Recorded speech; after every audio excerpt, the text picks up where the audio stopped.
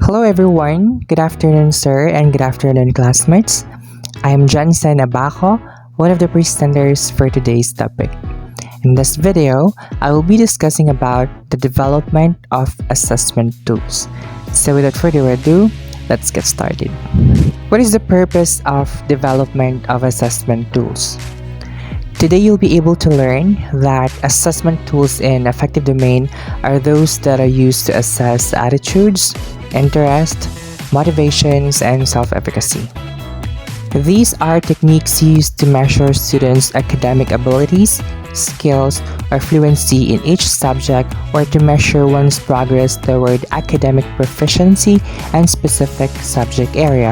Affective assessments measure what students will do in the future.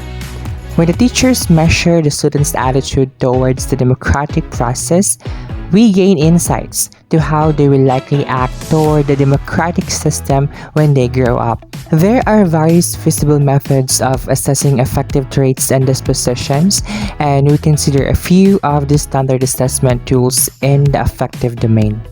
The first assessment tool is self-report.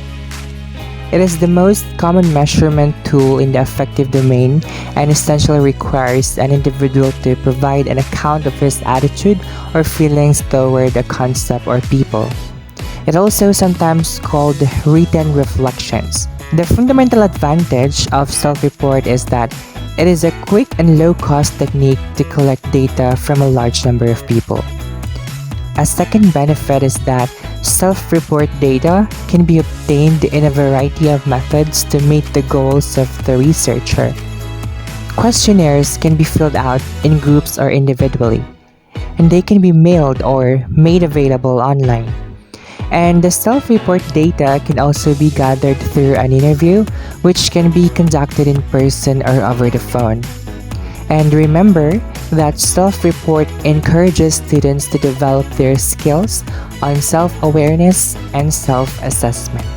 The second assessment tool is checklist. It is the common and perhaps the easiest instrument in the affective domain to construct is the checklist. Checklist consists of simple items that the student or teacher mark as absent or present. This assessment tool is not only for students and teachers. We can also use it to track down all of the materials or goods we need to buy at the market in order to avoid mistakes. Therefore, teachers should jot down all the names of the students in their class to ensure that they are present.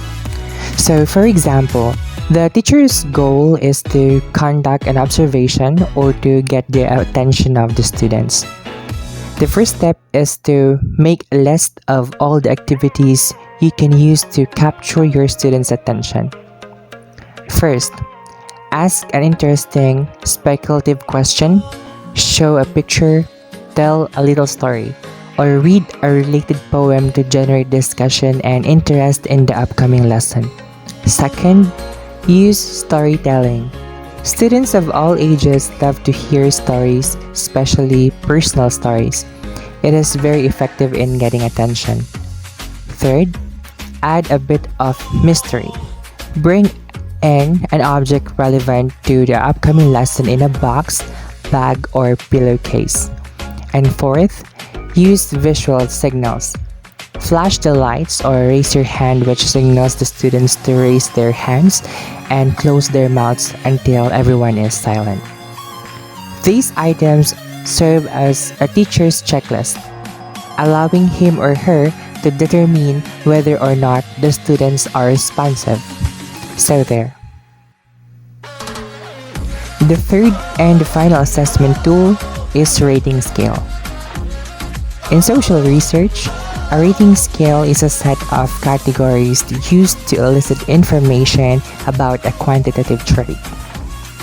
It is a tool for evaluating the effectiveness of activities, skill levels, procedures, processes, quality, quantity, or end products.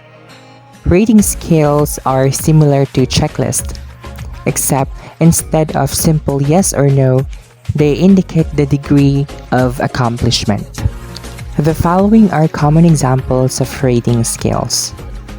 First, we have semantic differential scale.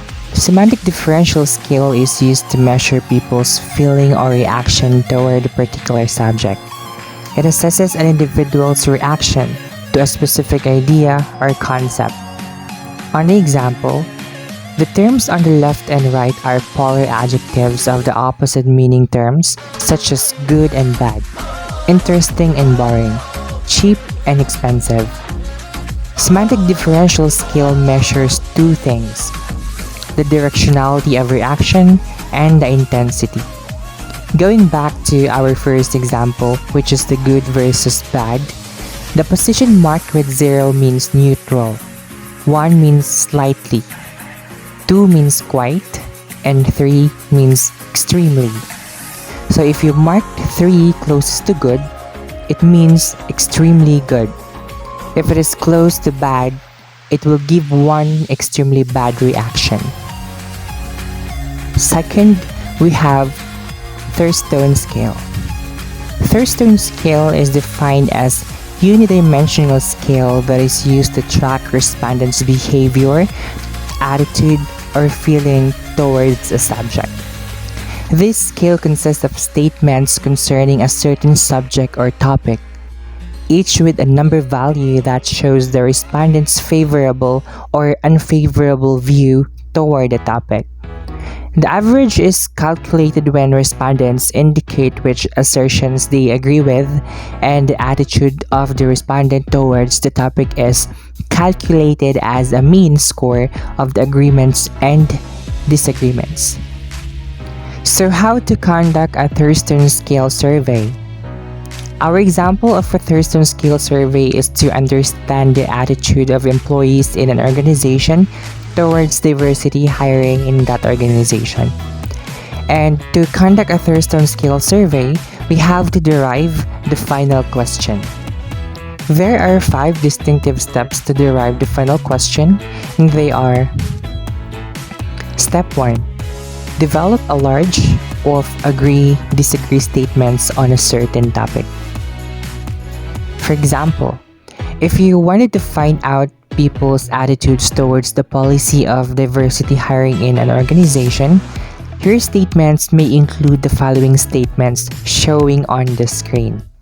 The next step would be to have a panel of judges rate each item on a scale of 1 to 11, where 1 is the least favorable attitude towards the common vector diversity hiring and 11 is an extremely favorable attitude.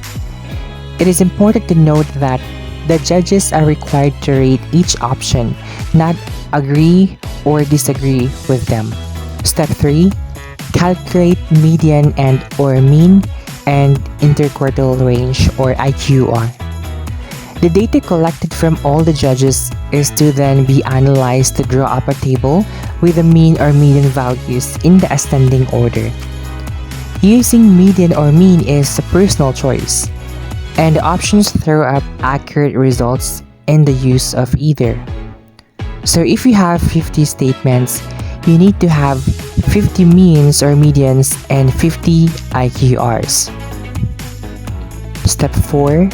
Sorting the table. The data has to be sorted on the basis of smallest to largest median and or mean, and the IQRs for each median and or mean have to be in the descending order, and this can be represented by the table showing on your screen. Step 5. Selecting final variables or options. Choose options using the table from the previous slide as a guide. You could, for example, choose one item from each mean or median value. You are looking for the assertions that have the most agreement among the judges.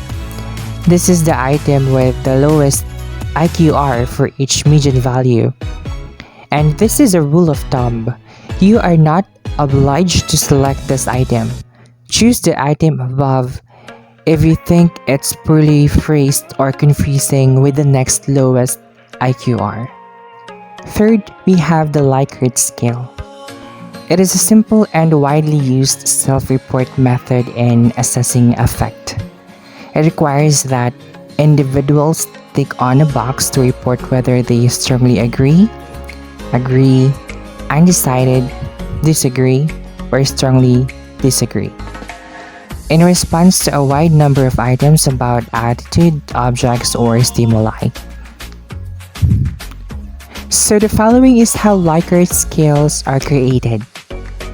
Write a series of statements expressing positive and negative opinions toward attitude objects.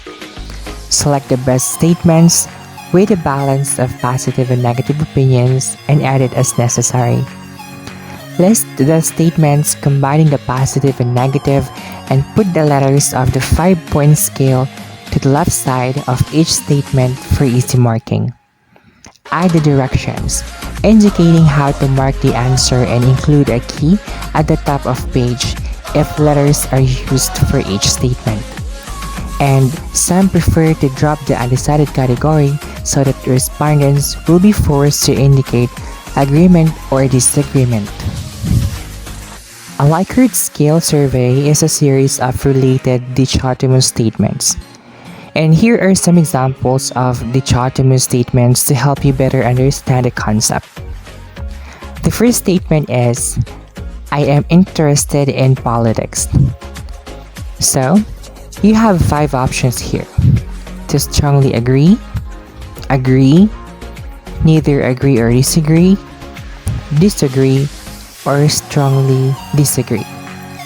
The same as with the second statement, which says, how interested would you say you are in the politics? So there. The fourth and the final rating scale is Gottman scale. Gottman scale uses a sequence of yes-no questions or agree-disagree statements to determine how firmly a survey respondent holds an opinion. This approach allows you to figure out not just what a respondent believes, but also how strongly they believe it. As shown by the first example, this has 4 statements. First statement, Union is fairly attractive. Second statement, the overall appearance of Union is acceptable to me. Third statement, Union is more preferable to me than other styles in the market. Fourth statement, I am convinced to buy Union next time. So, basically, if someone answers yes to one of them, you expect them to have yes to all of them. And that's regarding what the Gottman scale think. The second example talks about, I spend a lot of time gaming. I eat out frequently, etc. So, as we can see, the questions are from easy. Do you like playing video games? Yes. You like pizza? Yes. And when they get harder, the last question, I sometimes go without eating or sleeping so I can finish a video game. That one would be a little bit harder to accept, especially if it is about yourself or someone that you know. And that's the Gottman scale. Just statements that are arranged from easiest to most difficult to accept. So as a result, I argue that these assessment tools will help teachers in determining what students know, what they can do, how they will perform, and how students react or feel about their work. And that concludes my presentation. Thank you for taking the time to listen. Have a wonderful day.